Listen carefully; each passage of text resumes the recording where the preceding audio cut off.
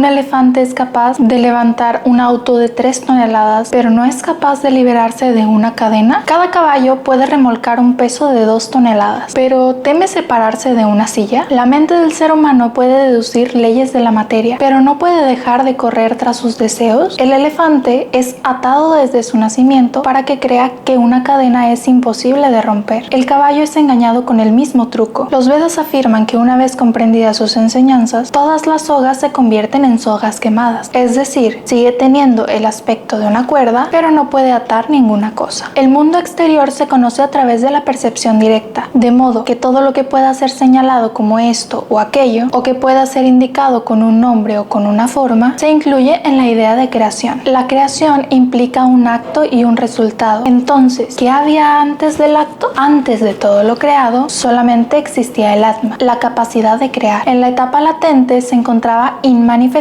en las leyes de la creación. El mundo estaba latente y se hizo perceptible. En la etapa de manifestado, el mundo aparece como un producto del individuo mismo. Una vez que apareció el impulso hacia la diversificación, surgió en la vista toda esta variedad de formas, en la mente brotaron una multiplicidad de nombres, y mediante esos nombres y los sonidos que lo representan, el mundo se volvió perceptible a los sentidos, pero también se convirtió en una prisión hecha de conexiones entre formas y nombres. La masa de agua que cubre la Tierra es única y uniforme, pero aparece como espuma, burbujas, olas, etc. El agua toma el contorno de su recipiente y dependiendo la forma de este, tiene distintos nombres: jarra de agua, vaso de agua, lluvia, nube, hielo, océanos. De la misma manera en la que la creación hizo que se manifestara la aparente multiplicidad del mundo invariable, la multiplicidad se debe a la miopía, la ignorancia. El electromagnetismo es una fuerza que produce ciertos fenómenos. No tiene forma, pero como vemos diferentes efectos, le ponemos distintos nombres. Los Vedas enseñan que la ley que regula lo creado no tiene diferencia. Teóricamente se le declara como Eka Eva, uno solo. Sin embargo, que todo esto sea uno no se hace claro rápidamente. Como vimos en capítulos anteriores, la cuerda es la causa primaria de la ilusión visual de una serpiente que se le superpone. Este espejismo nos engaña y pensamos que ellos se mueven sobre el agua. También la creación nos engaña y aparece como un mundo mediante la mente y el intelecto. Los Vedas dicen que el mundo creado carece de conciencia y por ello debe ser tratado como un instrumento o un artefacto. ¿Cómo puede operar una máquina después de haber sido manufacturada e incluso instalada sin un maquinista?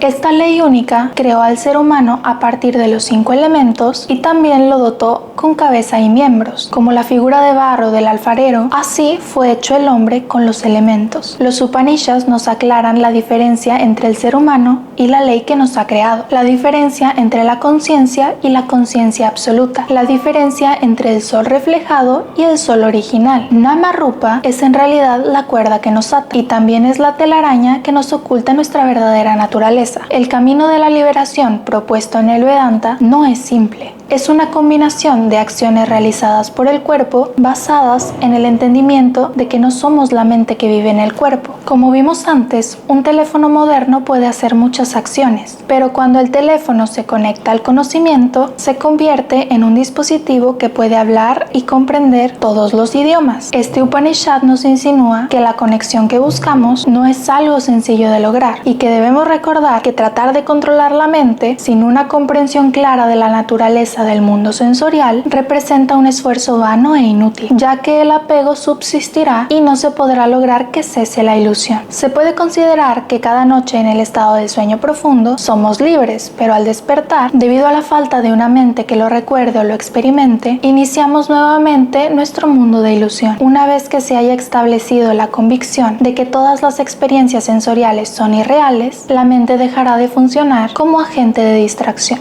Toda acción debe tener un propósito como fuerzas motivadoras. Me gustan las manzanas, pienso en manzanas. Riego las semillas como ya dijimos antes se convierte en planta, más tarde obtengo la manzana que deseaba y mi pensamiento parece haberse convertido en realidad. A los seres humanos nos gusta pensar que nuestros deseos materiales se convierten en hechos, pero se trata de un engaño elaborado por la mente. Basta con recordar que antes de nuestro nacimiento, el árbol le entregaba las semillas a la las aves, la lluvia las regaba y las manzanas brotaban. El mago nos dice que hace aparecer un conejo, pero el conejo existía antes de que el mago lo ocultara de nuestra vista. Nuestra mente nos hace sentir que somos poderosos y que nuestra voluntad crea hechos, pero son solamente ilusiones. ¿Acaso si Cristóbal Colón no hubiera encontrado América, ningún otro navegante lo hubiera encontrado? Si Newton no hubiera elaborado las leyes de la gravedad, la luna se habría escapado de la Tierra. Una acción no produce un hecho. La ley que gobierna el universo es la que produce los hechos. Conocer esto nos libera de desilusiones. Para el Vedanta solamente tiene existencia lo real.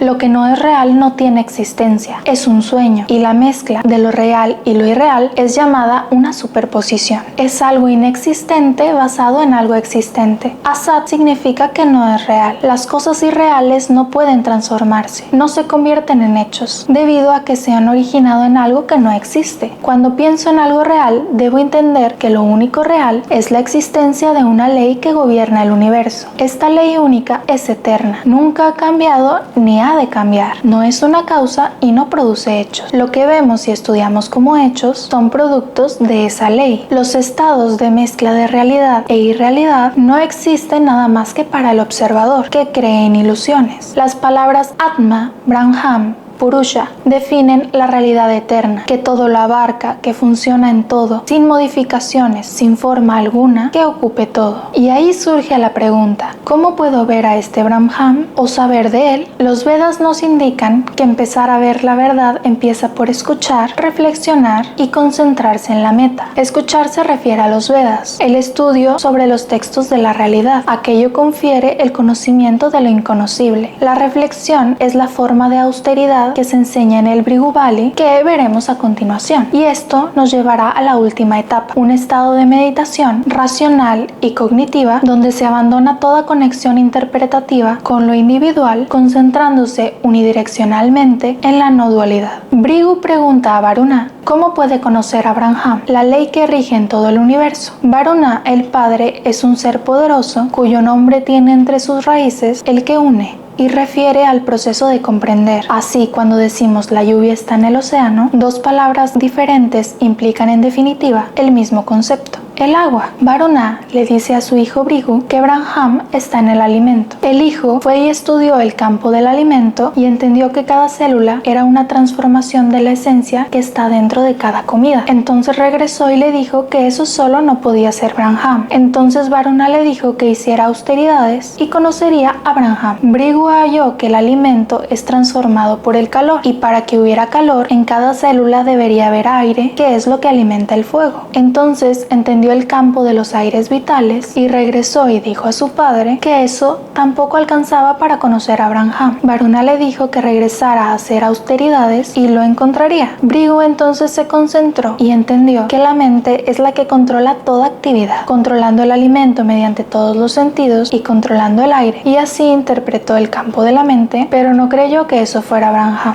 Y regresó a cuestionar a su padre, quien le respondió que continuara con más austeridades. Bhrigu estudió luego el intelecto, donde el hombre decide lo que le agrada y le desagrada. Entonces entendió cómo esto influye sobre el comportamiento y las acciones del cuerpo, y así comprendió que la causa de ello debía estar en un intelecto superior que había creado la ley por la que el cuerpo funciona. Y entonces trascendió el campo de las leyes y supo que esa inteligencia no podía estar limitada a las cosas observables. Así que regresó a ver a su padre y una vez más lo envió a realizar austeridades. Bhrigu intuyó que para alcanzar el conocimiento de aquello que no podemos ver, debía ir más allá de su propio intelecto, como cuando caía en un sueño profundo, y así pudo verificar que todo lo que había aprendido del cuerpo podía ser aplicado a todos los seres y a todo elemento del universo. Y finalmente se sumergió en la dicha de no tener que buscar más a Brahman. Bhrigu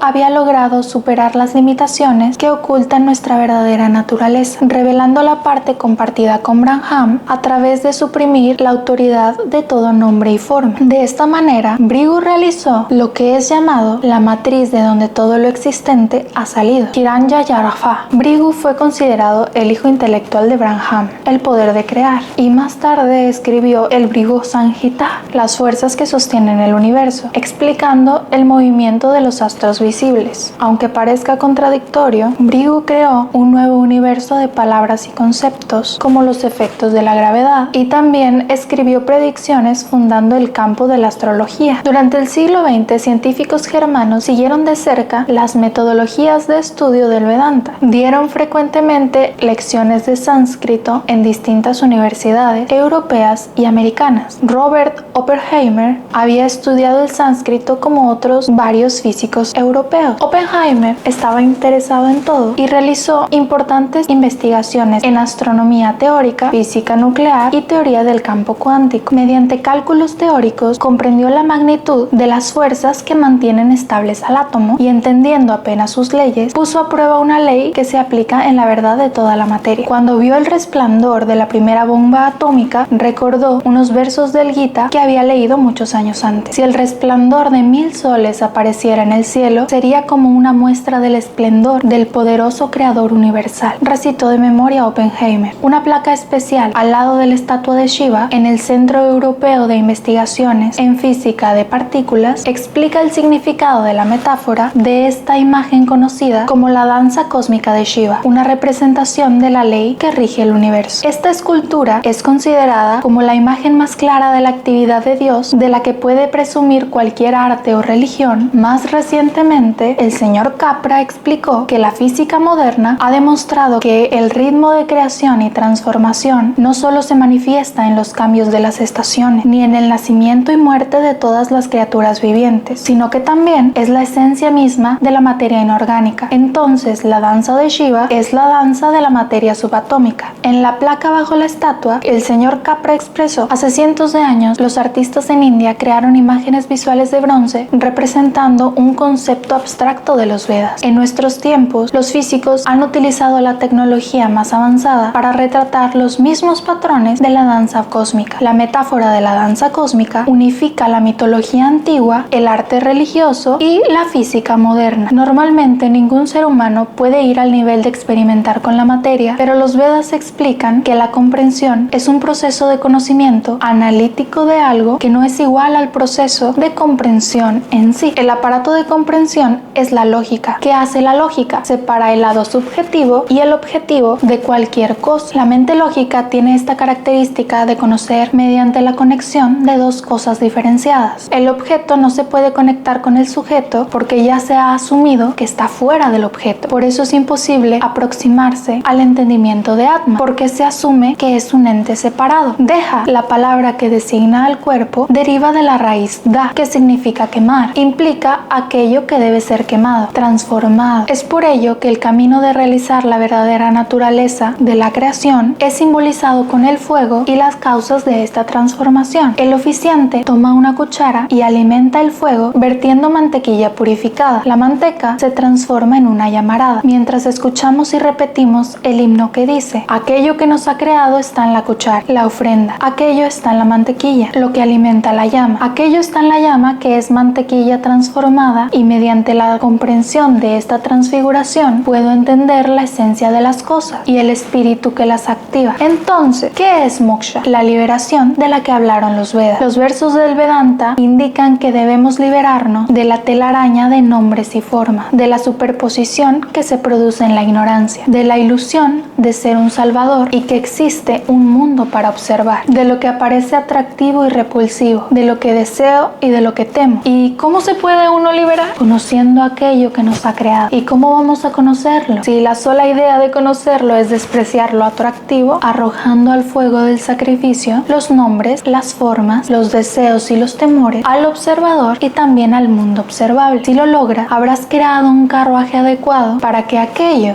se encargue de conducir, y en ese momento uno se libera al entender que el universo se mueve sincrónica y armoniosamente al ritmo perfecto de una inteligencia superior.